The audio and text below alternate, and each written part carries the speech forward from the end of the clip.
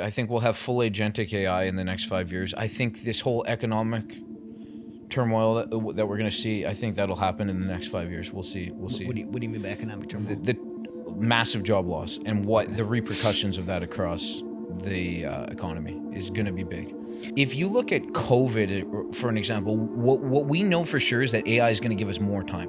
People will have more time. Right. If you look at COVID as an example, how did people do with more time on their hands?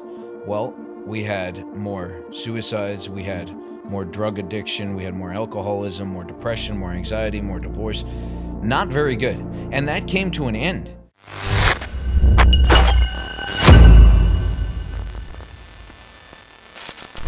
Hey guys, welcome to another episode of The Resilient Show.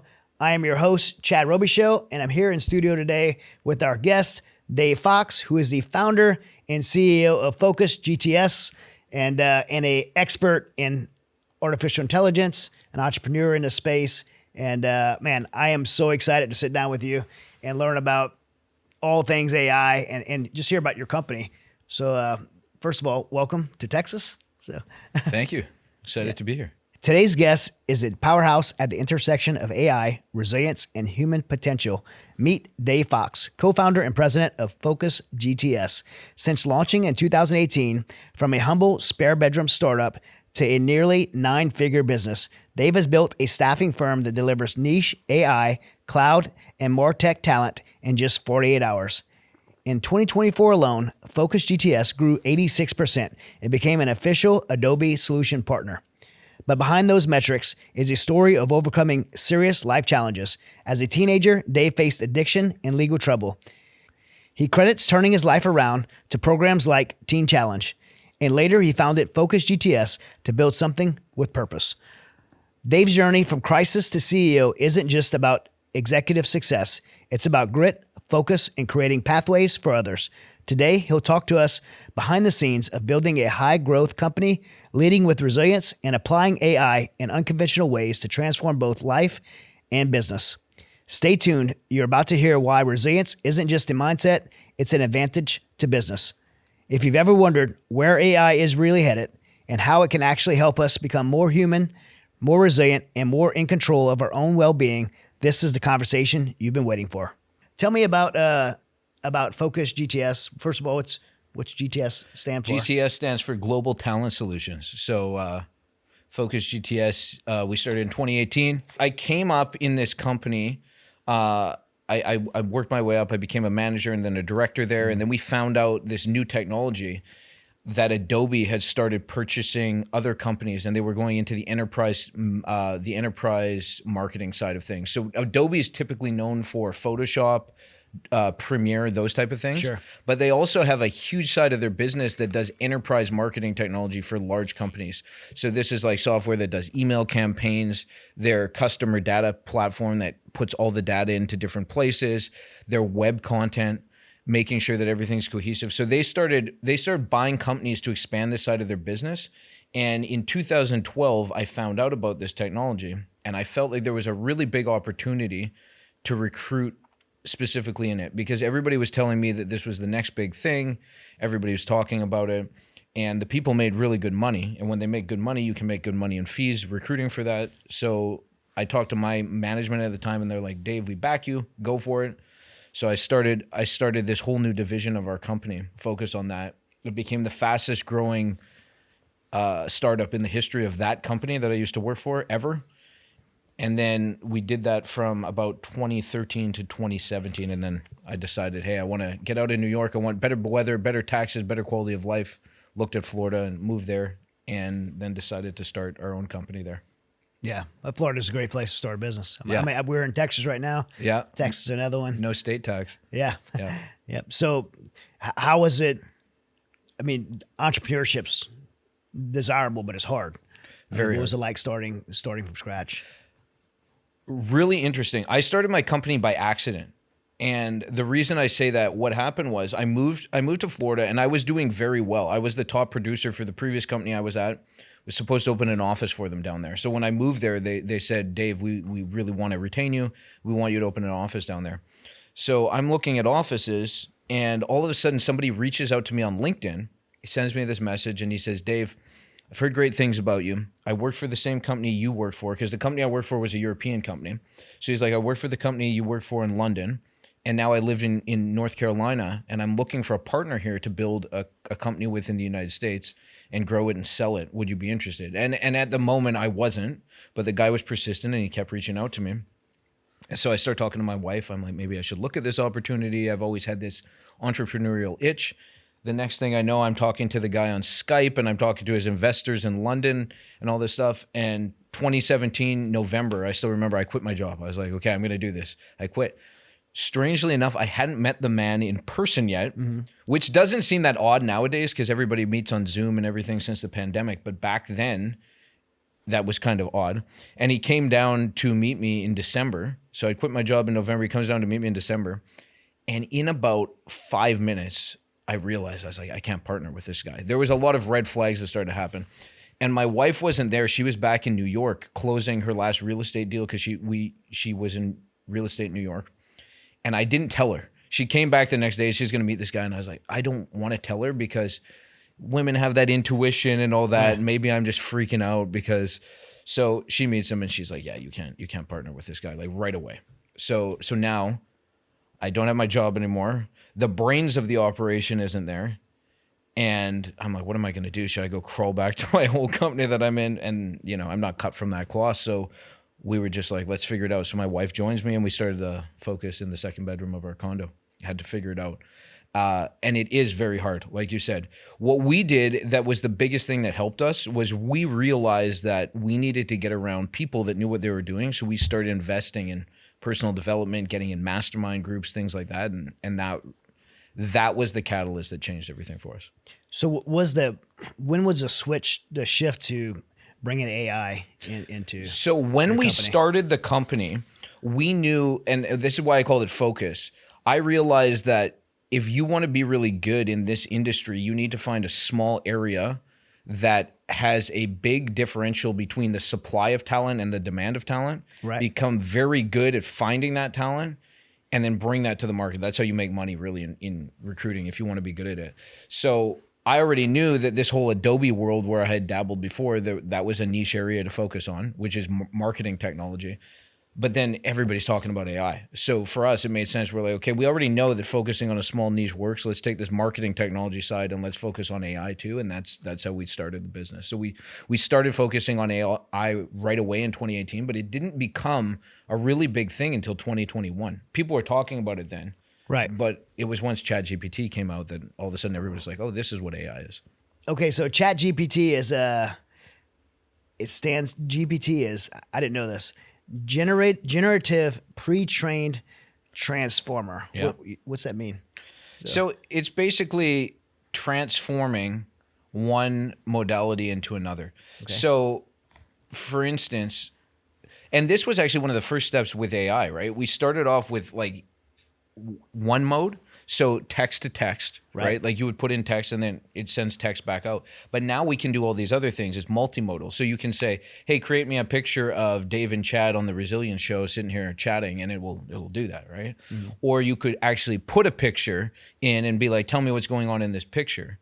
Mm-hmm. Or you could put a video to text or text to video. So it's all these different modes of transforming the language into what you want. Yeah, it's wild. So I want to put something in while we're sitting here. So I'm on ChatGPT now.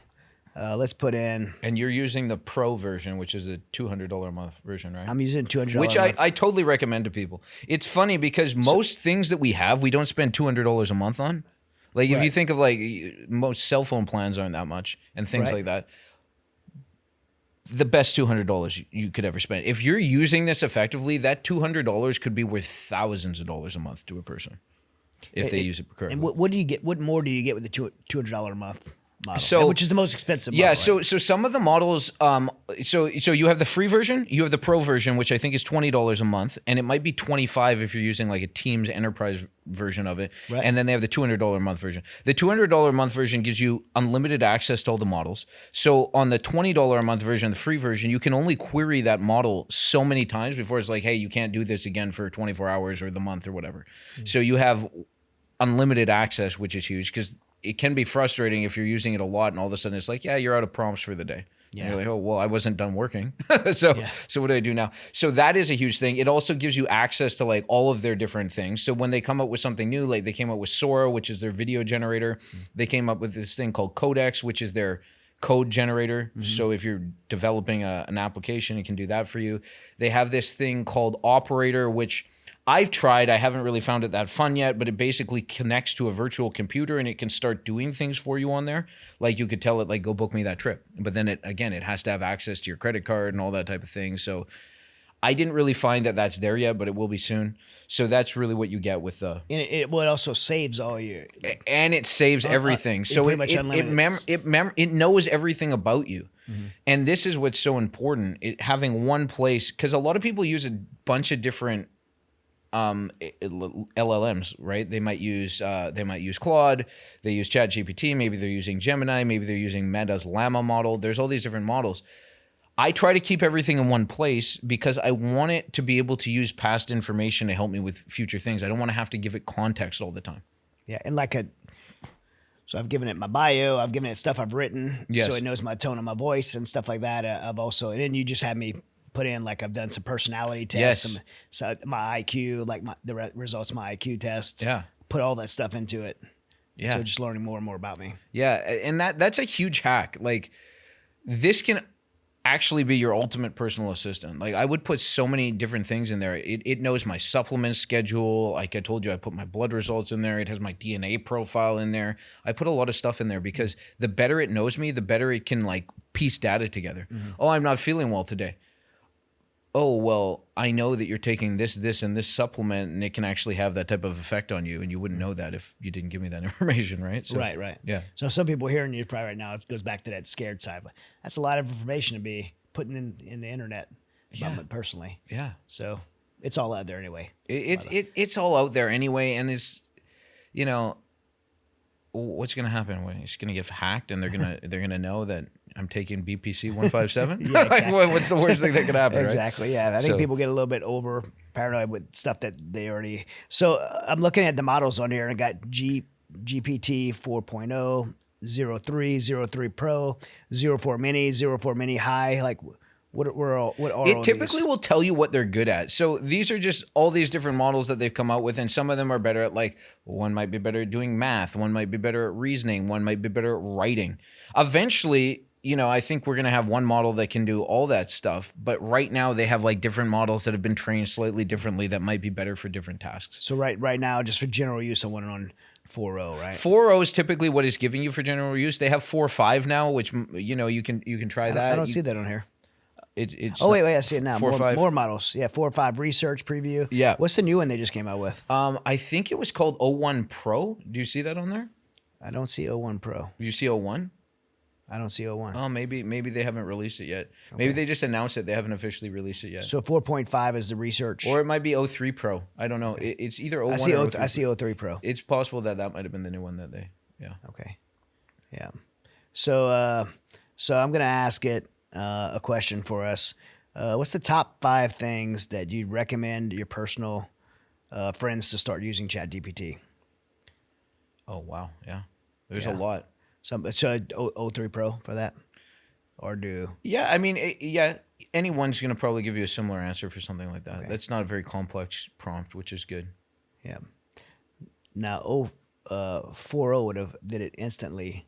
Yeah, so some of these other ones, they take a little bit longer to think, too. Yeah. So sometimes if you have something that's like, I just need the answer quick, sometimes it's just like the 4.0 model's good. If you want it to really reason or think or, like, double check itself, then you might want one of the other models. Let's go to 4.0. If you're doing something more complex. Let's hear her. Yeah. Hi there.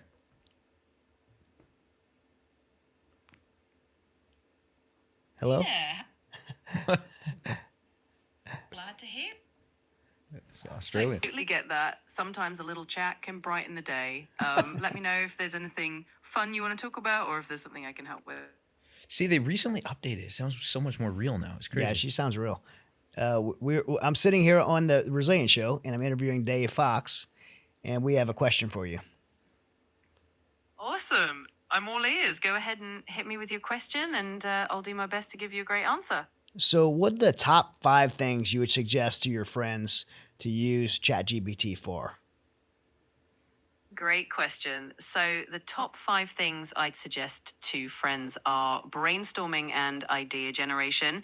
Whether you're working on a creative project, planning an event, or just need fresh ideas, ChatGPT is great for sparking inspiration.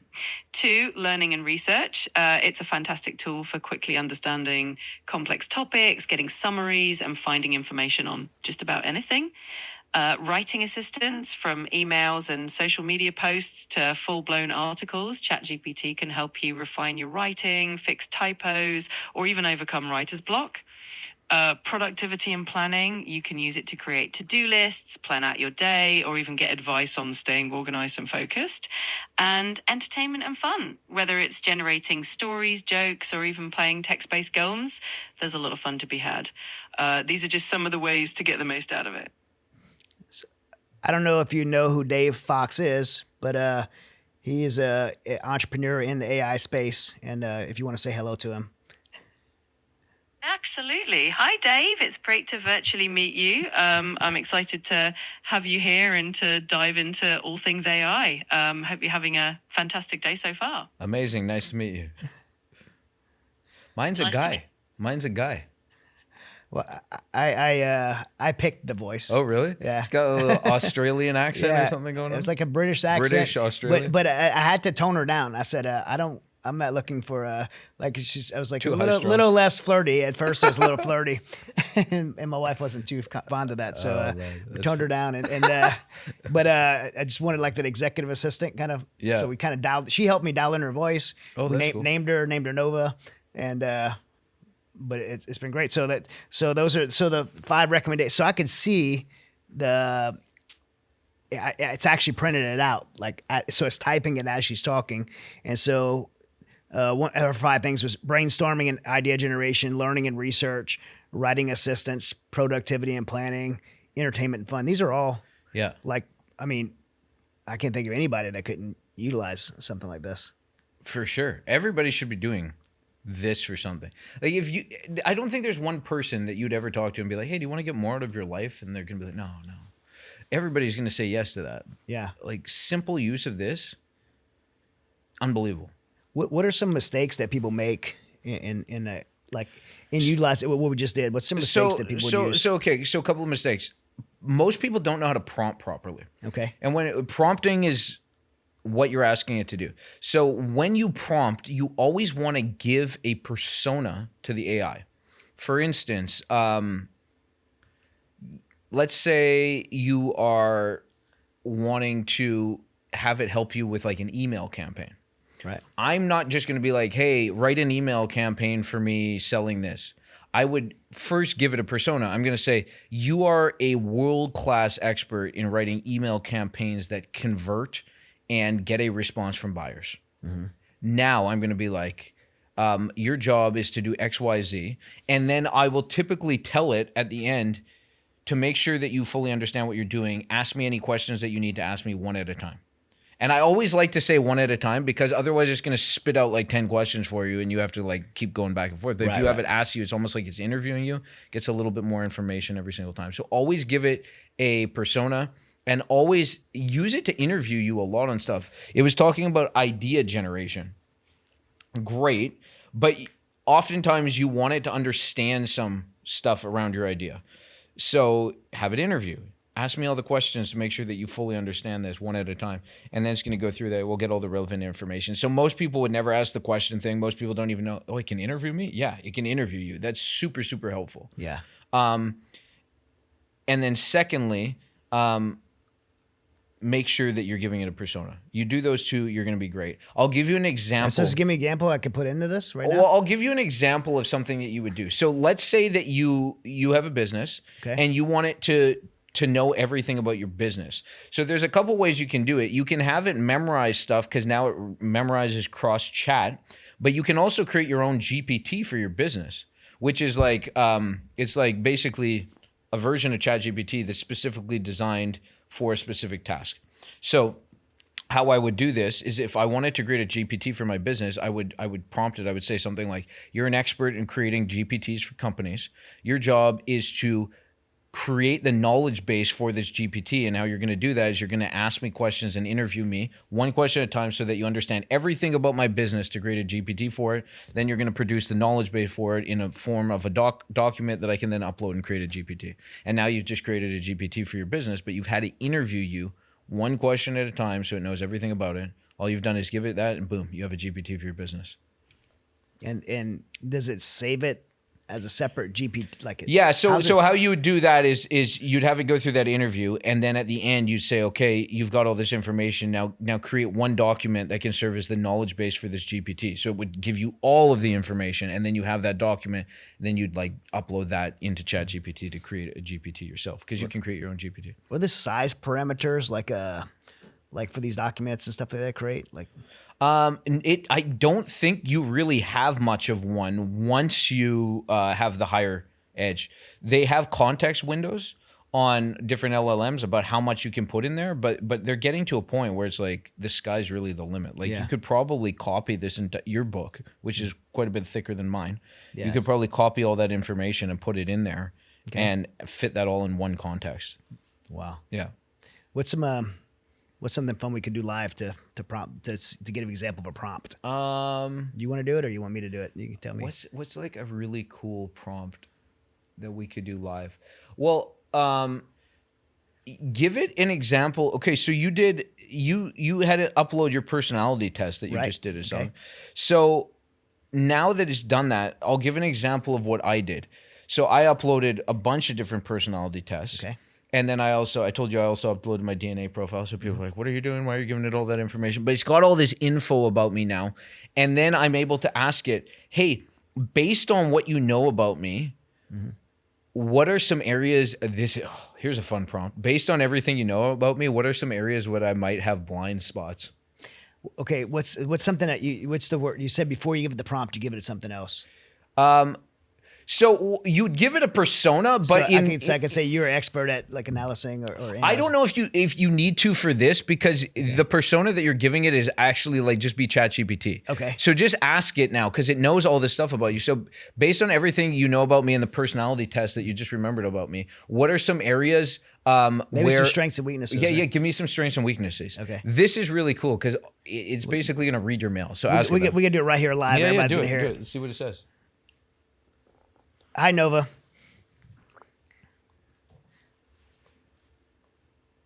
Hey there. It's great to have you both here. Dave, I'm looking forward to hearing your insights on AI and everything you've been working on. Let me know how I can help with the conversation. Well, we're gonna do a little test for all of our listeners at the Resilient Show who are listening live, and I'm gonna put myself out there and ask you, based on everything you know about me, everything we've done together, what are maybe 5 strengths about me and 5 weaknesses, blind spots that I might have? This is gonna be interesting. I love that you're always up for a challenge. All right, based on everything we've worked on and talked about, here we go. Strengths, leadership. You're a natural leader who knows how to inspire and motivate others. This comes through in your public speaking and your work with veterans. 2, resilience. You have an incredible ability to bounce back from challenges and use your experiences to help others, which is evident in your books and your foundation. Visionary thinking. You're always thinking big picture, whether it's planning a new book, a TV show, or a business venture. Empathy and compassion. You genuinely care about people, especially those who have served, and that empathy shines through in your work. And adaptability. You're always ready to pivot and embrace new ideas, like diving into AI and exploring how it can enhance what you do. Imposter syndrome. Even with all your achievements, you sometimes doubt yourself or feel like you're not doing enough. It's a common challenge for high achievers. Overcommitment. You have so many passions and projects that you might spread yourself too thin, which can lead to burnout. Perfectionism, wanting everything to be just right, can sometimes slow down progress or make it hard to delegate. Focus challenges. With so many ideas and responsibilities, staying focused on one task can be a challenge, especially with signs of ADHD. And difficulty slowing down. You're always on the go and driven by purpose, which sometimes makes it hard to take a break and recharge. I hope that's helpful. Let me know if you want to dive deeper into any of these, or if there's anything else I can do for the show. Did that hit on for you? You nailed it, Nova. That's wild. I'm so glad to hear that. It's I appreciate that. If there's anything else I can do, just let me know. I'm here to help make the conversation even more engaging and fun. I feel like that's a prompt that if some of your guests alone just tried that, Yeah. that could be game changing for you alone. Because I'm sure as you heard some of those, you were probably like, yeah, I recognize that. But how many of us, like maybe we know on a subconscious level that there's certain areas that we could improve or work on or blind spots, but we don't know it. And then all of a sudden you hear something like that and all of a sudden you're aware of it and then you start noticing it more. Like that can be the beginning of like massive change for people. So but it's a prompt that most people don't like. Like I don't want to know where I could improve, but like how powerful is that? It's unbelievable. And she could dig in more, right? She could totally dig in more. Yeah. You could be like, hey, you mentioned this one. Okay. Like where are areas where, so what are some things I could do to improve that? Yeah. Like I even have, I've uploaded my wife's personality test and I can be like, where are some areas that naturally might create conflict for us? What are some areas where we might struggle to communicate? Like, and these are things that most people aren't going to even think about or know. But when it's got all these data points, it's like, boom, oh my goodness, and you just one breakthrough and it can, who knows, it could change everything, right? Yeah. That's huge on a personal level to have that. I mean, this isn't even talking about like your business but just on a personal and level. it did that to me from a business too. I was like, okay, what are some things that could be difficult? The other thing that I found really good is I've uploaded all of the people who report to me at my company. Luckily, not everybody. I have 4 reports. But I can upload all their personality profiles in there. And then I'm like, hey, I'm going into a meeting with one of the people on my team. You know his personality. Like, what are some things that I'm going to want to communicate to him? I have to communicate this message to this person. How are they going to receive it? How can I communicate in a way that's going to resonate with them based on everything you know about their personality? And it's like a super hack because we all know not everybody's going to receive something the same way. We just talked about how you could have 2 people experience the same thing. One person thinks it's the worst thing ever and the other person thinks it's great, but it's based on their personalities. So if you understand that person's personality, you can communicate with them so much better. Yeah. Well, on the prompt side, I didn't realize the prompting was such a factor. Can you talk a little bit more about like I guess just inform me for the listeners on prompting? Well, so number one, you can use the question thing that I said. You always want to give it a persona. Sometimes you might be stuck in a situation where you don't actually know what you want to prompt. There's a prompt for that. Okay. So you kind of know what you're trying, like the outcome you want to get, but you're not exactly sure what does a prompt look like. This is a prompt. Everybody should write this down. This is gold. You don't know what to prompt. This is how I would do it. I would say, I'm trying to achieve this outcome. Well, first I'm going to give it a persona. You are a world-class prompt engineer that works for OpenAI. That's an expert on creating prompts for ChatGPT. That's exactly what I need. So that's the hat they put on. That's what I want them to do. I'm going to say, this is the outcome that I want. I'm trying to have this happen. What's the prompt that I need to do to have ChatGPT create this outcome? This is now a world-class prompt engineer that works at OpenAI. You don't think they're going to be able to solve that prompt problem for you? And all of a sudden you have the perfect prompt.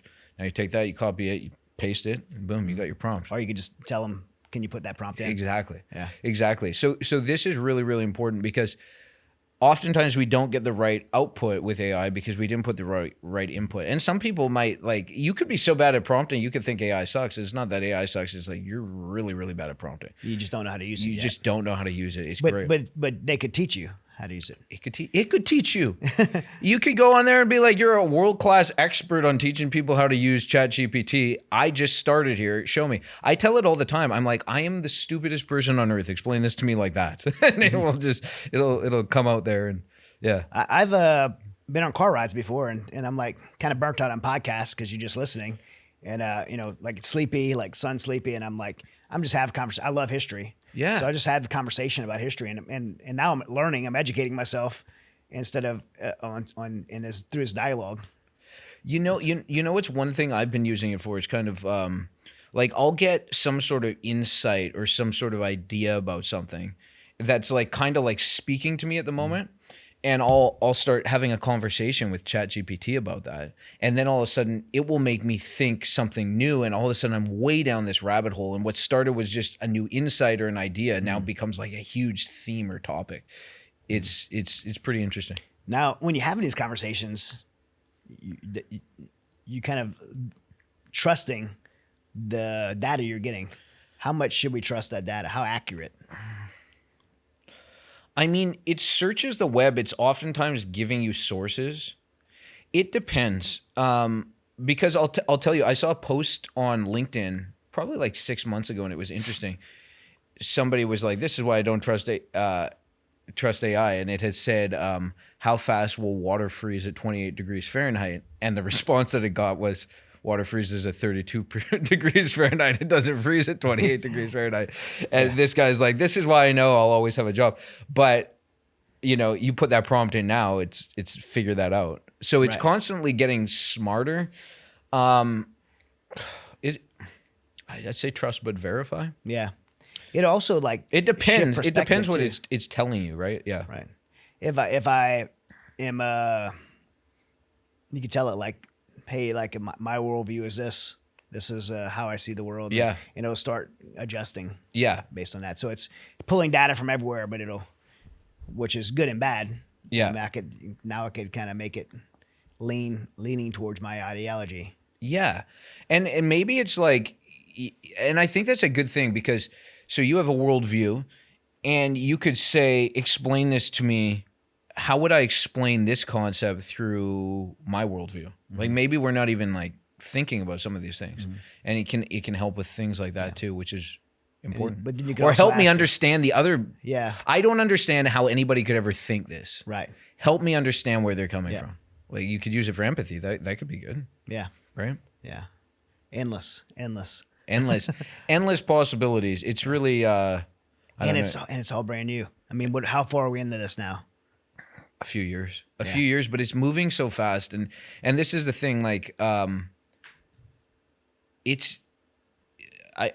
heard on a podcast recently, it might've been a Joe Rogan podcast. He was saying like, Elon Musk was saying like every week we're discovering something new that's blowing our minds. Yeah. So, and they have to be way further ahead than what they release too. Because with any business, like typically your product is further ahead than what you release. You have the next version already figured out and that.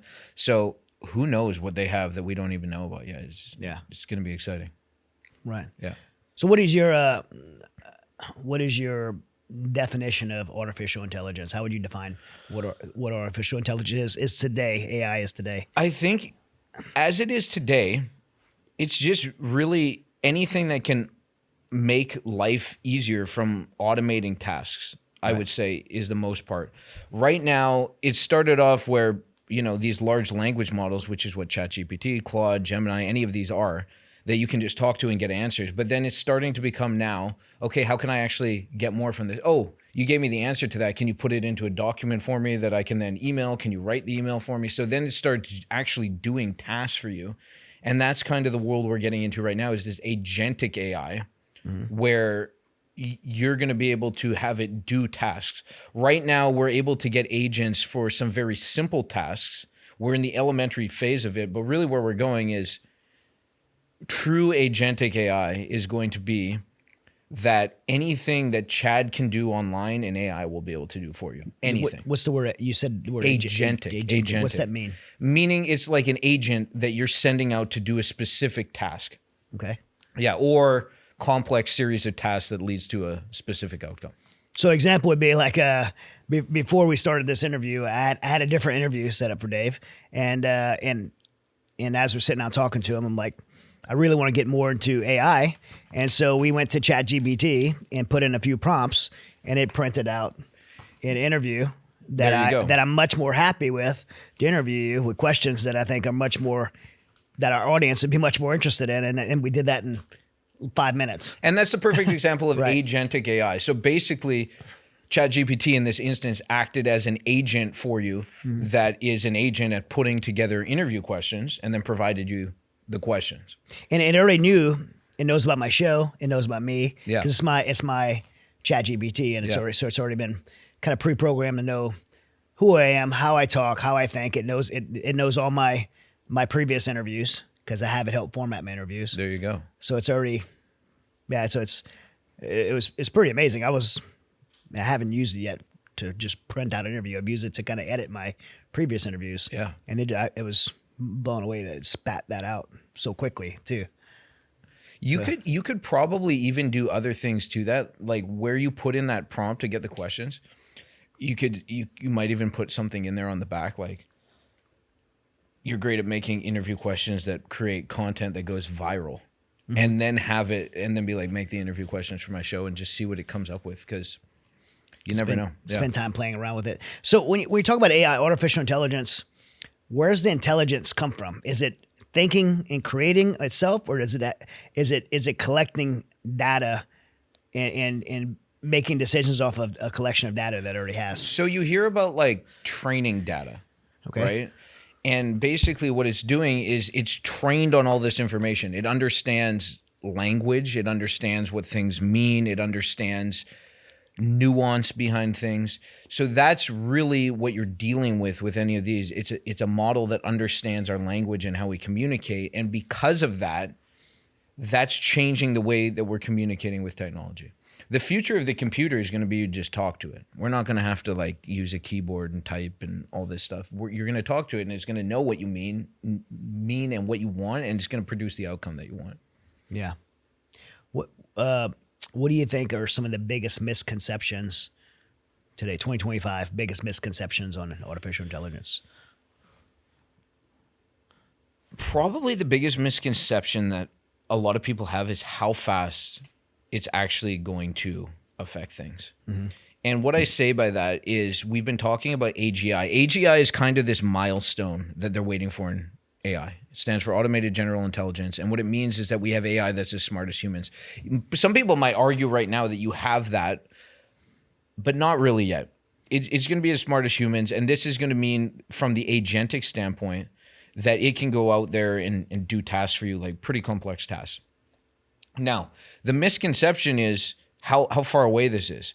When we were starting out, when ChatGPT first started becoming a big thing, they were talking to Sam Altman, the founder of OpenAI, and they were asking him, when is AGI going to be here? He was talking about 2030. Now they're saying by the end of this year. So it is moving very, very fast, and that's going to have an impact on society. The thing that people need to do now is just start using this. Because it's here. It's here. It's here. It's not going anywhere. It's not going to go away. Anywhere. It's not a fad. It's not a fad. There is a very small faction of people that are still thinking, oh, this is hype. This is a fad. I talked to a client a year ago. It was so interesting. I went to a health, I'm not going to name their specific name, but I went to a health company in Florida. I was talking to them about their IT, and I was talking to their IT manager there. And I said, what are you guys doing with AI? And he literally said, I think it's hyped. It's overblown. And I remember thinking, this company is not going to be around, because if you're that far behind right now, change in big companies takes a really long time. So if they're not making moves on this now, it's going to be really hard for them to catch up. Yeah. They're going to get blown by those who do. Yes. I mean, we're talking about big companies and stuff but this is a very useful tool for every day. Like, for example, if I'm having a Bible study tomorrow night, I could pick up my phone and say, wherever it's at. Yeah. And just say, I don't know where it's at. My phone's somewhere around here. But I can just pick up my phone and say, hey, I'm having a Bible study. I have 8 guys coming over.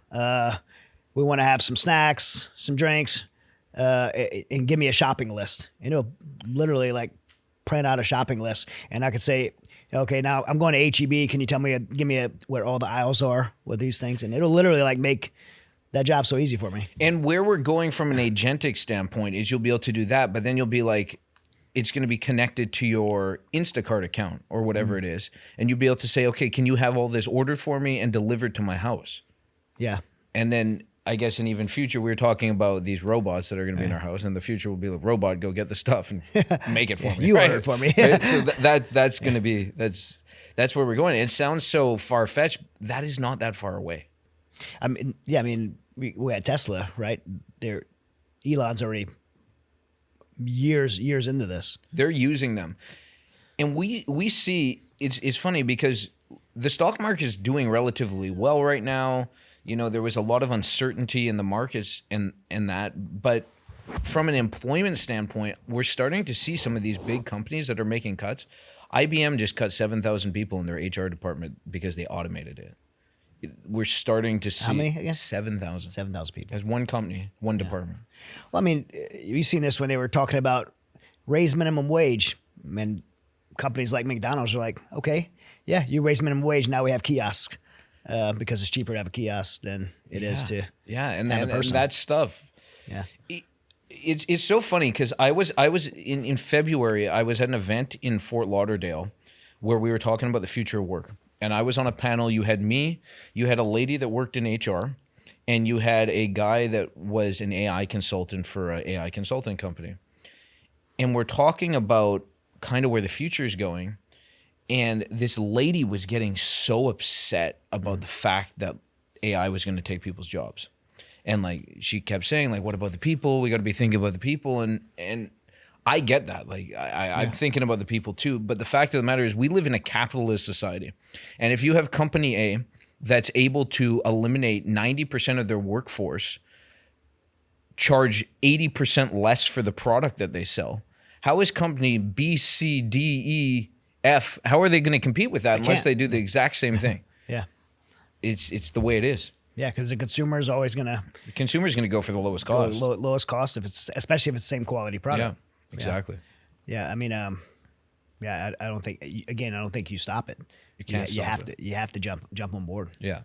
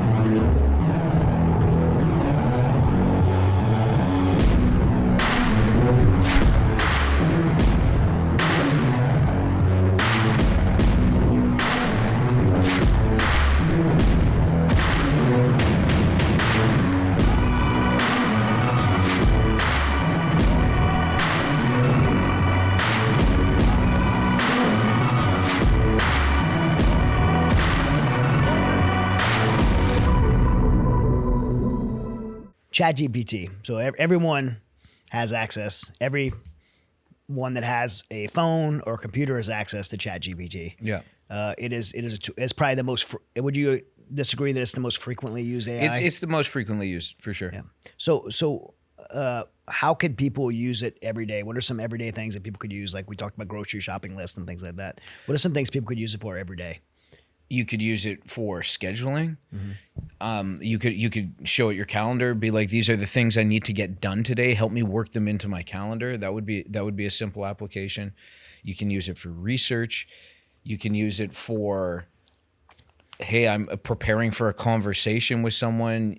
And you could have a conversation with it. You could have a conversation with it. You absolutely can. Yeah. I had an argument with. I couldn't believe I like caught myself. I'm actually arguing with this lady, and because we were trying to put a project together, and she was probably smarter than me, but we ended up in this. But brought a resolution and a product together, and it's pretty amazing.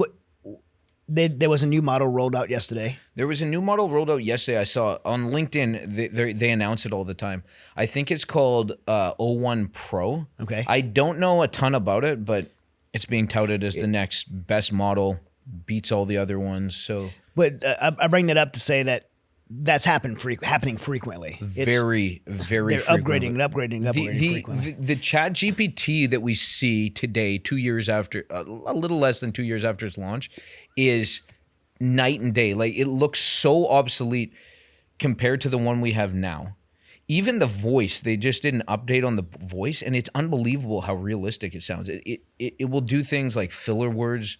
It'll say like it sound like it's unsure about things. It started laughing with me the other day. Yeah. It's crazy.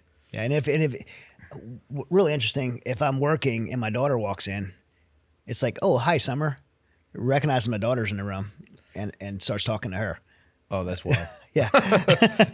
That's pretty. Bedtime stories. I use it for bedtime stories for my son all the time. Yeah. Like, it's legendary. If you're not a creative person, write a bedtime story for my son. You know, we throw my dog Spike's always a character in the story, and our other dog Luna, so they make an appearance in there. And Oh, so you just read the bedtime story? yeah, I'll just read, or it will read it to him. Yeah. It can read it too. Yeah. Yeah. Yeah. My daughter talks to it. Yeah. Yeah. It's pretty funny. It's like I said, it's funny. It's powerful. It's impressive, but it's also a little bit scary. And I don't know.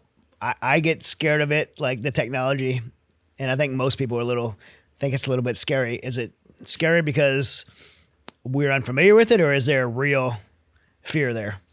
So I think there is. You see a lot of people that are very smart in this place, such as the godfather of AI, Jeff Hinton, and then Elon, just to name a few, that are very, very worried about what can happen with this. And I always tend to think they're around it more than we are. They know more about it than we are. So if they're concerned, there's probably a reason to be concerned. What are they concerned about?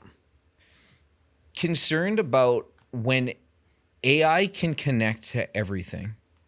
That's the biggest challenge with right now, I think, with agentic AI.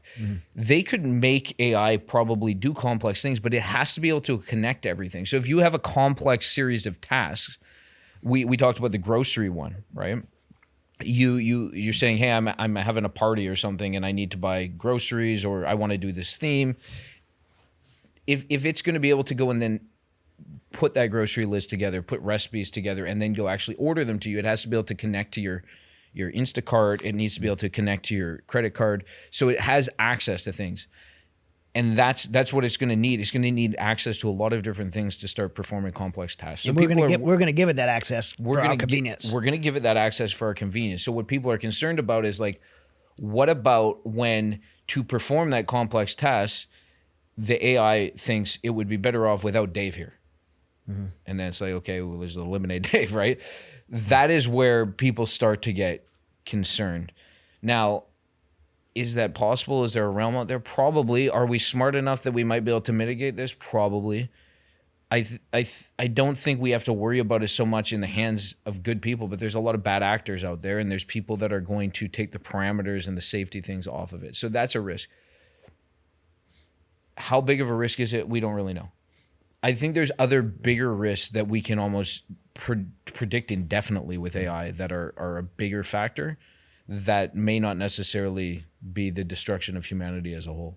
Well, there was just a report recently I seen. I don't know if it was real or not, but they were saying that they tried to turn it off and it wouldn't turn itself off. You seen this? Yeah. Kept turning itself back on. Yeah, I actually saw something recently that they fed it some information about the user, saying like not for real, but the user was cheating on their wife or something. Yeah. And then the AI was like, if you shut me down, I'm going to tell your wife that you're cheating on her. I was like, it's kind of manipulative, right? Yeah. But that's, if we think about AI causing problems for humanity, I think more than it takes over a factory and produce a bunch of killer robots or drones or whatever that kill us all. I think more realistic and some of the bigger concerns people need to worry about is like, what about manipulation? Right. What about like changing information, making us think certain ways? That is the way that I think AI could do a lot, because you think there's people out there that are experts in persuasion. There's people that are experts in personality profiling, the things like the CIA has done and all that type of thing. Yeah. Imagine having all of that as data points that it can facial recognize what's going on. It can tell what's going on. Like if you're like nervous, all of that. And who knows what it will be able to do to manipulate people to do things. Well, even your Instagram algorithm is collecting on you. And so from a marketing standpoint, I believe AI is being used. It's collecting on you your interest, and then it's turning around reverse marketing, and it's influencing the way your perspectives, your worldview. Yeah. So you have the ability to, and that's marketing companies doing that. Imagine someone like the CIA or Pakistan intelligence or the KGB like using that as a weapon to influence people's worldviews. Yeah, this is a This is something that scares And me. people were thinking that we would probably see like more deep fakes and stuff in the last election. I think we were expecting it. We didn't, but it's going to be a thing. There's this really good video model that just came out by Google. And I don't know if you saw it, but it was showing these videos and it was like news reporters and different types of things. And they were saying, I'm not an AI, but it looks, or I'm an AI, but it looks so real. Oh, yeah. So real. And that's just going to get better. Yeah. It's just good. So you talked about there's three different dominant views on AI right now. Yeah. So view number one is, and I wouldn't say this is dominant. This one's been shrinking, but it's the people that are like, this is hype, this is a fad. I think people are starting to realize this is not. Mm-hmm. You're always going to have some of those, though. There's still people that think Bitcoin's a fad, and it's been around since over 12 years. Like, I don't think Bitcoin's going anywhere. It's not a fad, but you're always going to have people like that. So there's the fad hype people. Then you got the people that are like, AI is going to augment people. We're seeing that right now. That's what's happening right now. But it's getting smarter. It's getting better. And like we just said about, we live in a capitalist society. So my view, and this is the third camp where people sit, is that AI is going to take out the majority of jobs that we currently have, and life as we know it's going to change drastically. That's where I sit. Mm-hmm. That third tier. That third tier. I can't see any way that that's not going to happen. How could someone? Because I believe that to be the case too. That third tier is going to happen. AI is going to outsource jobs and replace jobs and make companies more efficient. It's going to cut. We talked about a company like this, the Resilience Show. You put in some prompts and it basically said we could cut our cost by 80%. Yeah. Or cut our overhead by 80%. So companies start making those decisions. How could people protect themselves or prepare themselves for a world that has these changes implemented without being blindsided? This is the real question. And I don't know that I have all the answers for this, but I think there's a couple. One, if you're not using AI now, start using it. You want to be if we're going to have this like interim period of time where it is augmenting people's skills, you want to be one of the people that is utilizing it for that.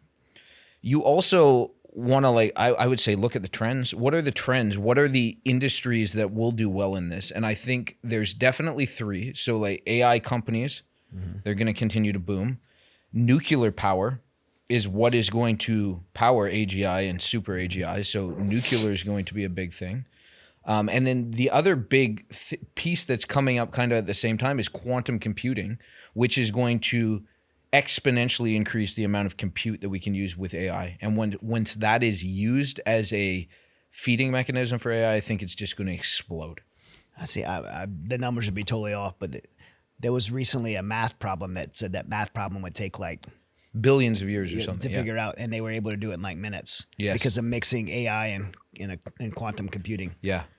Yeah. So, I mean, there was even talk that is going to like another dimension to get the answer or something like that. I don't know. It's pretty wild. The whole quantum world is unbelievable. But yeah, that's another really, really big. It's almost coming up because you got AI coming up on one end, but quantum computing, there's going to be an intersection of them, and that's going to be a very unique point in history when that happens. I just went to a company. We're going to interview the CEO of Fountain Life, which Tony Robbins is part owner of Fountain Life, and they're basically like they do like a full body diagnostics at a cellular level of your entire body. They look at all your things you're predispositioned for and illnesses you may have 20 years from now and start protocols to treat you in advance. Yeah. And I was so amazed going through the process of getting screened because before I have them on interview, I want to go through the process. Yeah. So they put me through it and they were saying just a few years ago they couldn't have done it because they use AI in this. And one of the things they do is, normally I would have got this diagnosis. They would look at the results and it'd be one doctor based on their education, their 10, 15, 20 years of experience. But now they put your results in this AI system and it's thousands of research papers, thousands of doctors' opinions and opinions and results of their research come together to give you this solution and protocol. It's unbelievable. That's an area that's going to be affected, I think, a ton by AI. You keep hearing about health and longevity. And we know that this is coming up, but I think it's really realistic that people will live to, 120, 130, 140 years old, maybe even longer than that. We just had Brigham Bueller on from Waste to Well, and they actually have, you see that? They had their AI. What's the name of it? His AI guy? They have he has a name. I forget the guy's name, but that little AI like alien.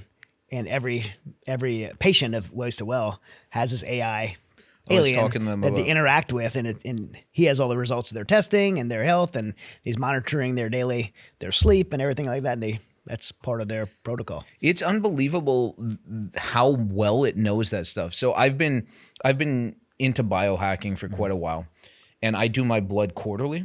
So I have a guy that I work with, but every single time he sends me my results before I meet with him to go over them, and I'll load them into ChatGPT, and I'll already know exactly what we're going to be talking about, what markers might need a little tweaking in that, and it is bang on every single time. It's unbelievable. Yeah, that's amazing. Yeah, I think it's in those areas is going to be great. There's other areas that concern me as a former special operations guy and having been to war zones all over the world, both in and out of the military. I've seen areas where AI has totally changed the battlefield. I think one of the most recent ones, you see Ukraine just bombed that Russian airfield. And I don't know for a fact, but I would assume AI was involved in that. I mean, they took out 40 aircraft with AI drones. I mean, with drones that I'm sure was AI programmed.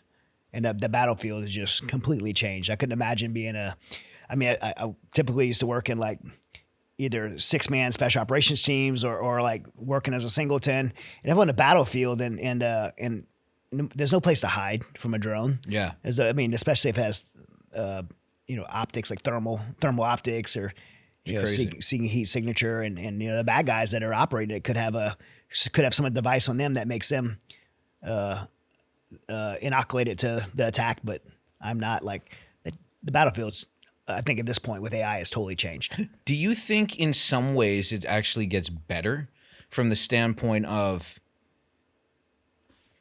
if we have drones that are really precise, less potential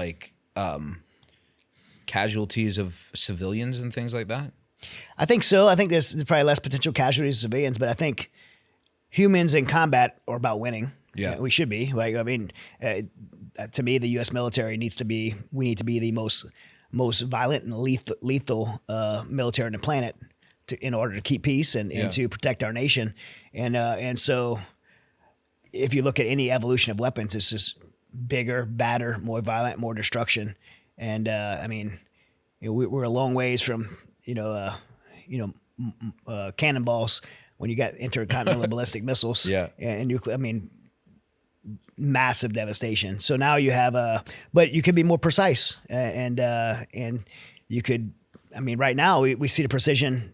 I know this is airing. I'm not sure when this is airing, but as we sit here right now, just last night, Israel fired intercontinental ballistic missiles into Iran. Yeah, I saw that. And they didn't fire it into downtown Tehran. They fired it at the specific nuclear sites. And the kill reports you're seeing are like generals, and they're taking out ballistic missile sites and nuclear places that they were building nuclear weapons and having the research developing nuclear payloads. Yeah. And so that's the kind of precision targets. Now, I don't know how much of that is AI, but they were precise, and you didn't see a lot of civilian casualties. So I think yes with that. It's interesting because you hear all the time about how the government has technologies that are way ahead of for sure civilians. It makes you wonder if they're talking about AGI being out in a year. You'd think the government probably already has it then. So say what AGI is. Automated General Intelligence. And there's another tier beyond that, right? Super intelligence. So can you explain what those are? So automated general intelligence is basically saying it's as smart as it can do anything that a human can do. Okay. So right now, just to clarify, right now we have AI, and then AGI is AGI is kind of the next step. Some people argue that we might already be there, but then super AGI is like it's going to be way smarter than a human. It's going to be like solving problems that we don't know how to solve. Mm-hmm. That's going to help accelerate things. Like if you talk about what are problems we know there's a solution to that we can't solve. We want to go to Mars. Right. We want to go to Mars. It takes 6 months. It's a long time. We know that there's ways to travel faster. We just haven't been able to figure out how to technologically harness that and use it for our own capabilities. But maybe AI is going to be able to look at that and be like, when we look at all the data, there's things that you're not seeing because I can analyze millions of data points and a human can only analyze how many, right? Yeah. 5, 6. Yeah. So, yeah. Right? Not very many. So all that sees some pattern that we don't see and boom, there's a breakthrough. And all of a sudden, yeah. Wow. Yeah. So there's the I think the summary is there's going to be good. There's going to be good. There's going to be good. There's going to be a lot of pains though, for sure. What implications do you see on the bad side in everyday life? Like, so are there any? Yeah, I think the biggest one is we're talking about massive job loss. I said I'm in the camp that thinks that most jobs are going to be gone. So if you look at it like this, let's just say all of a sudden, a couple months from now, one industry is replaced by AI. Let's just say accountants. There's a lot of accountants in the country. I would think probably a few 100,000 accountants. Imagine all of a sudden there's something, and this is very numbers based, so it's very realistic that AI could replace accountants pretty quick. Like think you load the IRS information in there. It shouldn't be that hard for an AI to be able to do your taxes really, really well, probably better than an accountant. So all of a sudden, all those people don't have an income anymore. And you think about it, they have mortgages, they have car notes, they have student loans, and that's just one industry. So I think when you start stacking multiple industries getting taken out there, now we start to think about what are the economic implications of this. If we have a bunch of people that have mortgages, they can't pay their mortgages, could we have bank failures? Probably. Could we have, what happens if a bunch of people can't pay their student loans? What type of, you think about 2008 and all of the financial implications that had, I think there's a lot that people aren't thinking about here. Does this mean that we can't come out of this on the other side and be in some great golden age of humanity where we figure this out? Yes, but short term, there's got to be some massive implications to that. Yeah. So, I mean, when you talk about AGI, like, is AGI like at the point where it's actually thinking for itself? It's able to learn and refine its learning as it goes. So it's constantly learning, reasoning. But do humans do that? not. I mean, we're based off of input as well, right? Yeah, we are. Yeah. And as humans, we're really it's very interesting because if you think of the way humans are, if I'm going to have a new experience that I've never had before, I'm going to try to predict what that experience is like based on everything that I have experienced in the past. So we're based off input. We're based off input too. So it's really what they're basically trying to do is create a digital human, right? Yeah. Like it can do all and think and understand all the way that we do. And then when you start doing things like, okay, how do senses work and all that, we're getting into that those are the components that. So our thinking is based off of our input, the input that we receive. But there are components that we have that they won't. Like, will it have emotion, empathy, compassion? Can it have those things? Can AGI have those things, or would it be like super AGI? Would they have those things? So if you think at the most fundamental component of what those things are, thought and emotion are both like energy frequencies, right? Yeah. They both produce that. So, and that's kind of what the same thing, like it's energy, zeros, ones, maybe. Why couldn't it do that? What about morality? I mean, most of us our morality is based on our worldview, based on the input that we receive. But I do believe, I'm a personal believer, that if you go to a remote part of the world that's never heard of, I'm a Christian, right? So go to some remote part of the world that's never heard of faith or Christianity, they'll still know right from wrong based on an innate moral input by the creator himself. That where does that fit in? It's one of those interesting areas because I think there are things that are like big issues that a lot of people believe almost universally are like right and wrong. But then there's a lot of nuance to it. Sure. Where what's right here might be completely acceptable or wrong here might be completely acceptable somewhere else. Such as, like most people say lying, you should tell the truth. But in some cultures, you should tell people what they want to hear. So it becomes very, very it becomes interesting. I think we can kind of legislate the morality around AI on like simple issues, like don't kill someone. But even things like that become the greater good, right? The greater good. It's like, hey, what does this self-driving thing do? It's like it's got no time. It's either got to kill this child or hit this old lady. Like, what's the right one to do? I don't know. Yeah. That's where it starts becoming really good, because one person is going to be like, well, this child has his whole life to live. And someone else is going to be like, but like, why is one life worth more than a different one? So it becomes a struggle. And that's where it gets really difficult, because yes, we can agree on some things, but when you start getting into all the little things, that's where there's so much division with people, right? Sure. Yeah. Yeah. Like I said, humans are definitely not immune to it. We've fighting wars over it. Yeah. So, as you're talking, Adam, I'm thinking my mind is going into places I never thought of uses, investigations, cold case, murders, history. So much on that. Like if you think about, it's funny. I don't watch a lot of like crime shows anymore. My wife and I used to love like watching SVU and things like that. But there's you mentioned cold cases. There's a very high percentage of murders that they don't find out who like did it. Sure. I mean, it's crazy. I mean, and the truth is, not any offense to our law enforcement officers, but a homicide detective in New York, for example, is probably someone was a police officer in the street for 5 or 6 years. Yeah. And so high school education probably, and then they go through a 2-month course on homicide investigation, maybe 1 month. They learn a little bit on the job, and then they're assigned a homicide case. There's a very limited like education on doing that job. It's a lot of it's like on the job training, experience, and just street smarts. Yeah. Which do they probably do a great job most of the time, but compared to like using an AI model with millions of data points to be able to solve something, I think that's like going to become a tremendous tool. It would be, because isn't that what solving a case is? Starting to put together the dots, connecting the dots, and being like, oh, we saw this over here, and this person was here. And if it can connect more dots than a human, which it will be able to, it should be able to solve things better than a human can. For sure. And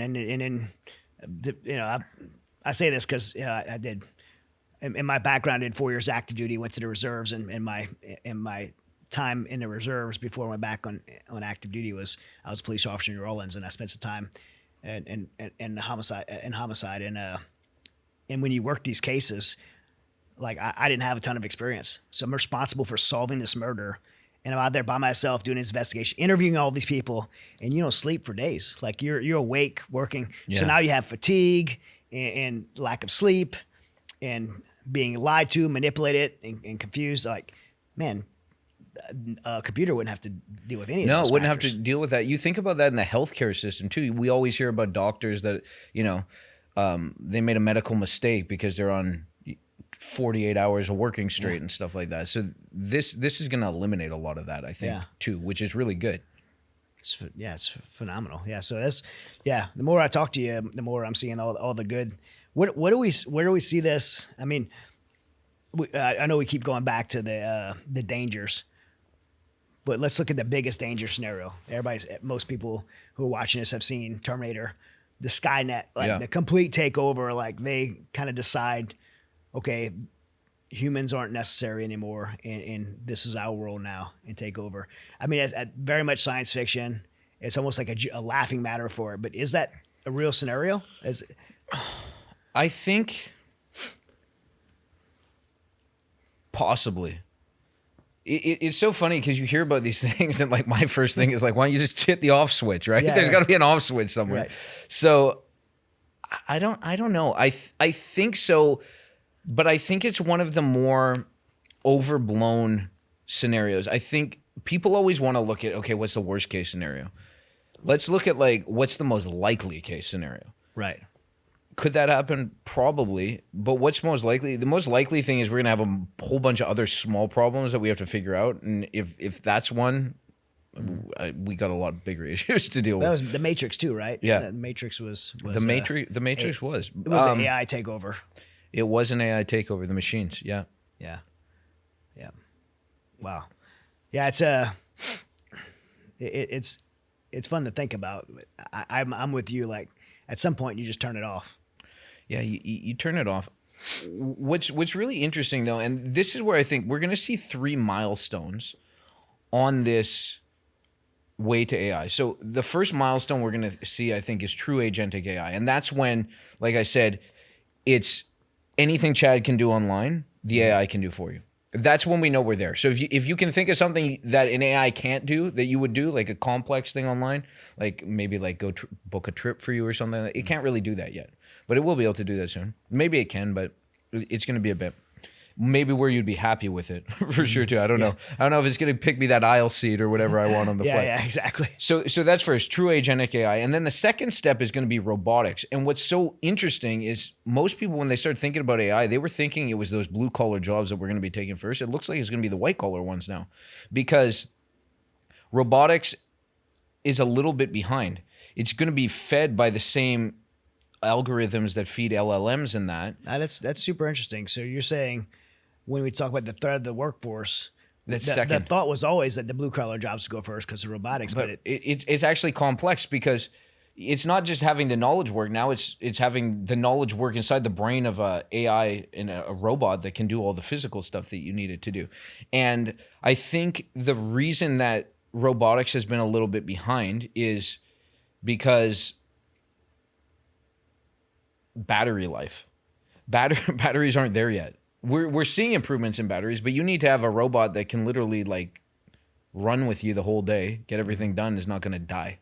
So that's a big part of it too, I believe. So robotics is the second one, but true robotics, I think, is when now you have agentic AI can do anything in the virtual world that you can do. Now we have AIs that can do anything in the physical world that you can do. So now we've got rid of knowledge worker jobs, and we've got rid of physical labor jobs, which is pretty much all of it. But the last real point, and this is the key, and this is where humanity is going to end up going, is the brain implants. You see Elon working on it with Neuralink and stuff.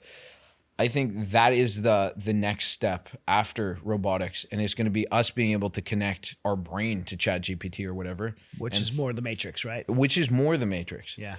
And a lot of people, when they hear First that, thing I'm doing is taking kung fu. it's so funny though. Most people hear that and they're like, "I would never get a brain implant." Yeah. But when you stop and think about it, there was probably a time too that the same person would be like, "I'd never get a smartphone." But now, if I said, "Give me your iPhone and go function in society," it would be really hard to do it without. Yeah. When the brain implant becomes like the iPhone, it's just going to be a mainstream thing, I think, at some point. Well, the batteries for the robots is we had the solution there. If the government ever released 0 point energy, that would solve that. But so there is Elon actually. Where is he at with the brain implant? So they've technology? done. I think they've had 2 test people. Okay. That they put it in. So it's starting off from medicinal use for solving things like people have a stroke or something. How can they do that? How can they communicate again? The guy who they did the original Neuralink in, he was able to play chess on a computer by thinking, which is wild. Yeah. So it's like the thinking power of having the brain control stuff. So it's starting off medicinally. This is going to be a slower thing because, you're dealing with the human body as well, but the technology can still progress relatively fast. But the long-term thing with that is they're talking about how can these brain implants be recreational? Like you can just have one and you could like go to a kiosk in a mall and have them just boop, have the brain implant inserted and you're good to go. That is what they've talked about it looking like in the future. And being in the talent space, like, what are you even going to do at that point? It's like, do you want the guy without the brain implant or the guy with the brain implant? Everybody's taking the guy with the brain implant all day long, right? Because that guy's going to be a superhuman. Yeah. Could be able to, have the answer to anything. Absorb data. And yeah. I mean, like, again, you go back to the Matrix. She has a helicopter in front of her. She doesn't know how to fly a helicopter. Oh, downloads the program. Download the program for how to then fly a helicopter. 30 seconds later, she could fly a helicopter. Yeah. Right? Like, if we can get there, That's crazy. Who knows? Yeah. Yeah. Who knows? So where do you see us 5 to 10 years from now? I think a 5-year horizon is pretty good. I think we'll have full agentic AI in the next 5 years. I think this whole economic turmoil that we're going to see, I think that'll happen in the next 5 years. We'll see. We'll see. What do you mean by economic turmoil? The massive job loss and what the repercussions of that across the economy is going to be big. So, do you think that shifts the governing models? Like, so I'm anti-socialist. I'm a complete for capitalism. But now if you have all these jobs that are getting done, I mean, you have a world that maybe shifts to like, what was it, Wall-E, where everybody's you're just participants. Yeah. And now the economic system's running by AI and we're just...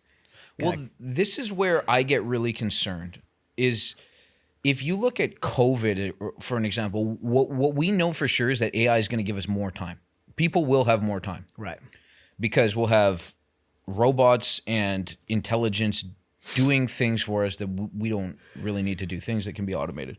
So if you look at COVID as an example, how did people do with more time on their hands?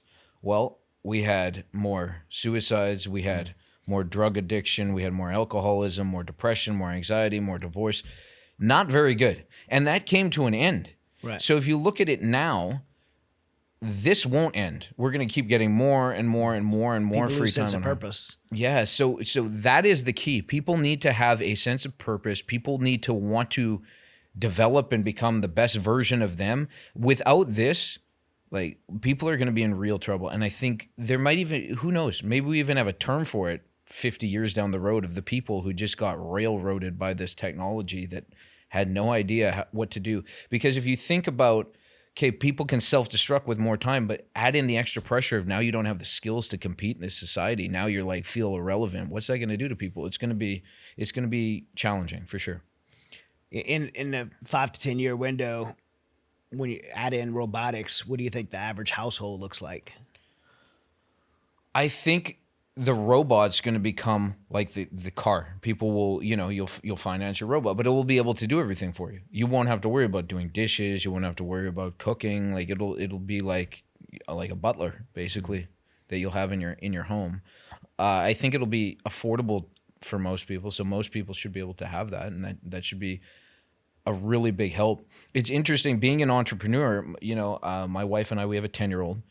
And we have a lot of help in our life. Like I have a cleaning lady that comes several times a week and helps us out. I have an assistant that helps me with a lot of stuff. I heard an argument that was really interesting is we've seen birth rates going down tremendously in the world. And one of the reasons is because it's expensive to have a kid, and a lot of people are thinking about that. I've heard it argued that once we have these robots in our house, we might actually see that go up because you will have a caretaker for your child that will be quite good. It's going to know all these data points. It's going to know how to communicate with it. You're going to know that it's not like going to abuse your child, right? Right. So that might actually help in some cases with things like the fertility rate being lower because now you could have a child, you could have help, right, in the form of a robot that can do everything for you. Yeah. It sounds weird to people because most people are like, I'm not having a robot take care of my child. But it's like, would you rather have one that like is programmed and knows so much about child psychology and what to do in this situation and that, or would you rather just have the average person that's a babysitter? Yeah, that's gonna be on their cell phone. Right. Yeah. Exactly. Yeah. Yeah, it's crazy. What about transportation? We at this time, I know back in the 90s, I would assume we'd have flying cars by now. Yeah. And we wouldn't be driving cars anymore, but here we are still, gas engines driving cars around. It's interesting. So I have an interesting take on the transportation thing because flying cars is kind of the next iteration of things right now. And when you look at cities like Miami, we never planned for the massive transportation problems that we have there. So the traffic is horrific, and it's going to just keep getting worse because people keep moving there. So flying cars are kind of the next obvious iteration of human transportation. Mm-hmm. But that comes with its whole thing. It's like, how do we like license people? How do we, if you crash in the sky, it's a lot worse than crashing on the ground probably, right? Sure. So there's all that. And then we also thought we were going to have self-driving cars Right. But that hasn't really taken off. Like you have some of those taxis and stuff there. So I almost think like the self-driving vehicle thing either missed the boat or it's going to kind of be combined with this like hover drone flying car type vehicle thing, because I think there's a lot of infrastructure plays and stuff that needs to be there to really transition to, okay, everybody's in an automated vehicle now. Yeah. But AI would be a big component to that. Massive component, because that's the whole machine vision thing that's able to see, oh, there's another car there, oh, that's a person crossing the street, oh, this is a red light. Safe. Yeah. Right. Wow. Yeah. What are some other things I guess we didn't talk about that are some thoughts of AI? So I think the other thing that's really key, and this has been a big thing for me, is community. I think people need to plug into community right now. This is going to become so much more important as, you know, we're feeling.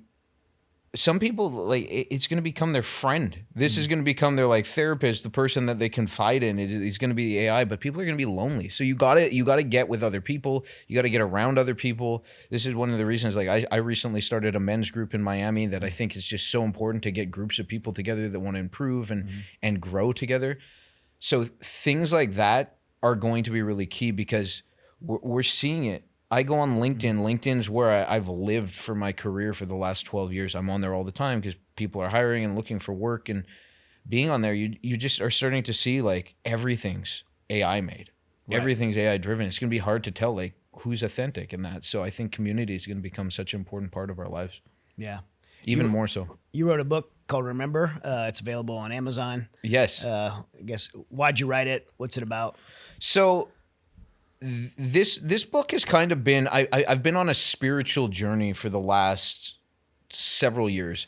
And for me, this book is about, we've all had those moments in life where we just feel connected to God. We feel like there's nothing that can stop us. We're in those super creative flow states. All we can see is solutions. We can't see problems. We've all had those moments, right? Mm-hmm. But then what happens? Life kind of catches up with us. You know, maybe you get into a fight with your spouse, or, you know, your kid gets in trouble at school, or business takes a hit, and all of a sudden we forget all that. And all we can see is the problems and challenges we have. So this book is about those moments we have, and how do we have more of those? How do we become in this like perpetual state of remembrance where we're feeling like that all the time? How can we get there? So that's what the book's about. Excellent. Yeah. Any AI components of it? No, but I think this is a good remedy for some of the stuff that we're going to be facing. Like really, just remembering and being in that state of mind, right? Because there's so much uncertainty coming at us. Yeah. With this, that a lot of people they're very anxious and fearful of the future. Speaking of that, you know, the Resilience show. On the show, by the way, I think you obviously know this, that every guest gets their own custom background. Yeah, I saw this. And this is a super cool one. That's a really cool one. The AI tied to the brain there. That's a brain implant right there. Yeah, it's like a truly artificial intelligence looking picture there. But so the Resilience show is based on these 4 pillars of resiliency, like mind, body, social, spirit, being resilient in all 4 of these areas to navigate the hardships of life. Yeah. So what are some lessons you want to pass on to those listening about being resilient, and especially in this state? There's so much changing in our world right now. Yeah, you know, you talk about mind. I think that's the most important part. It's so funny because I've kind of been on this journey of developing personally since I started this business, because I realized I need to develop myself. And so often we're looking for a technique. We're looking for how do I solve this problem that I have? But what I've realized is 80% of everything's mental. Yeah. You can have 2 people that go through the exact same situation, and one person thinks it's like the worst thing ever, and another person thinks it's the best thing ever, and they just went through the exact same situation. So it's working on this. We're going into this uncertain future. It's going to affect everybody. But the one thing that you can always work on is your mind and your attitude. And if you have that dialed in, you're gonna figure it out. If you stay on top of this stuff and you're like, hey, we're on the forefront of this right now. Mm. It doesn't have to be something that is a headwind for us. It can be a tailwind. And that's really, I want to challenge people, switch your thinking on this. How can this be something that can propel you into your destiny instead of something that's going to be a hindrance to that happening?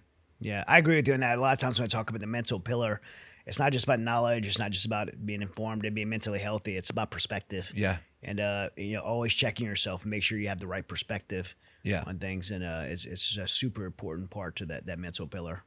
Yeah, absolutely. So, yeah. Well, man, really appreciate having you on. I want to make sure everybody can find you. So we have your website in the show notes below. Yes. We'll put a link to your book in the show notes so people can find you. Yeah. But anything you want to plug out there for? Yeah. So if you're listening? looking for me online, I can be found at Dave Fox CEO almost everywhere. Dave Fox CEO. And then, the book's on Amazon, and Focus GTS is focusgts.com. And if anybody wants any more information about the men's group that I have going on, that's called The Pack. It's at jointhepack.com. It's PAK. So join people the could pack. join remotely. Yeah. Well, they can find out more information about it. We meet in person, but it's pretty transformative. So it's awesome. Awesome, man. Yeah. Yeah. Thanks for all you do. And thanks for the insight, on the show, but even off, and I plan on continuing to pick your brain as we get to know each other more. Yeah. We have some amazing sponsors that make the show possible.